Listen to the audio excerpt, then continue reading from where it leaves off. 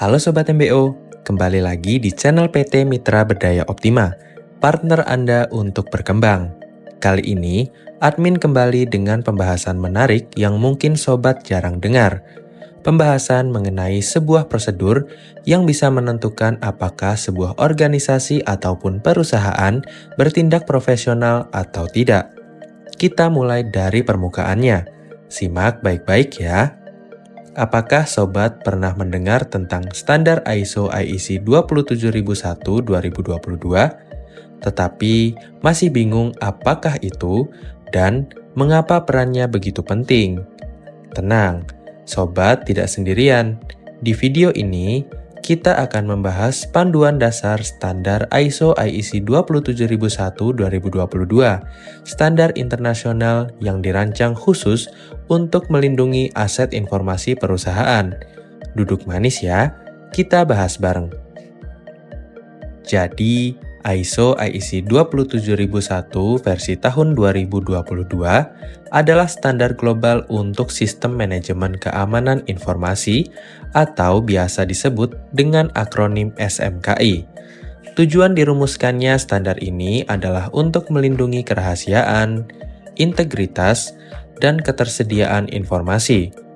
Ini artinya, standar ini membantu organisasi menjaga data untuk tetap aman dari ancaman seperti pencurian data, serangan siber, atau bahkan kesalahan manusia. Bayangkan, Anda memiliki sebuah jaringan sistem informasi dengan informasi yang vital dan bernilai tinggi.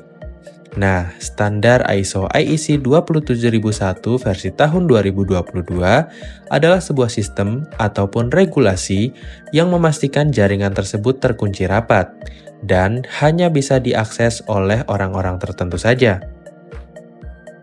Saat ini, kita hidup di era digital, di mana data adalah aset paling berharga. Tapi di sisi lain, ancaman terhadap data juga terus meningkat, mulai dari ransomware hingga pencurian data. Risiko ini bisa merugikan bisnis Anda secara finansial maupun reputasi. Nah, disinilah standar ISO IEC 27001 berperan. Banyak perusahaan besar seperti Google ataupun Microsoft sudah menggunakan standar ini. Dengan menerapkan standar ini, Anda akan menunjukkan kepada klien dan mitra bisnis bahwa keamanan data adalah prioritas Anda. Secara singkat, standar ini terdiri dari 10 klausul utama, tetapi bagi pemula, fokuslah kepada 3 elemen kunci ini. Yang pertama adalah context of the organization, atau konteks organisasi. Kenali kebutuhan organisasi Anda. Yang kedua, risk management, atau manajemen risiko. Lakukanlah identifikasi risiko keamanan informasi yang terkandung dalam organisasi Anda. Dan yang ketiga adalah Annex A Controls. Ini adalah daftar langkah-langkah yang perlu diterapkan untuk mengamankan data. Struktur ini dirancang untuk fleksibel, jadi bisa diadaptasi untuk organisasi besar maupun kecil. Pertanyaan umum yang kerap ditemui terhadap standar ini adalah bagaimana cara untuk memulai. Nah, berikut adalah langkah-langkah sederhananya. Yang pertama, bentuk tim ISO Anda. Libatkan orang-orang yang akan memegang peranan kunci dalam organisasi. 2. Lakukanlah gap analysis.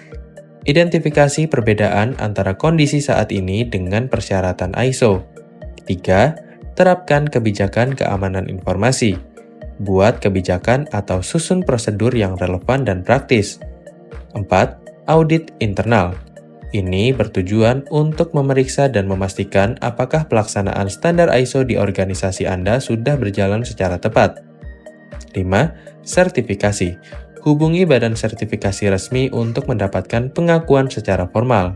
Setelah melakukan sertifikasi, maka organisasi Anda siap menjadi lebih aman dan lebih terpercaya dibandingkan sebelumnya. Akan tetapi, jangan terburu-buru, sebab dengan terburu-buru akan menjadi bumerang dan akan sangat berisiko terhadap organisasi. Berikut adalah kesalahan umum yang sering terjadi akibat terburu-buru, seperti mengabaikan pelatihan karyawan, tidak memantau risiko secara berkala, dan hanya fokus pada sertifikasi, bukan pada praktik nyata. Ingat, standar ISO IEC 27001 bukan tentang dokumen saja. Ini adalah proses berkelanjutan.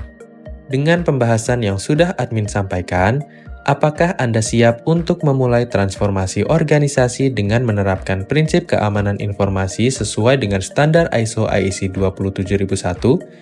Segera terapkan standar ini agar organisasi Anda akan berjalan dan dikelola secara profesional.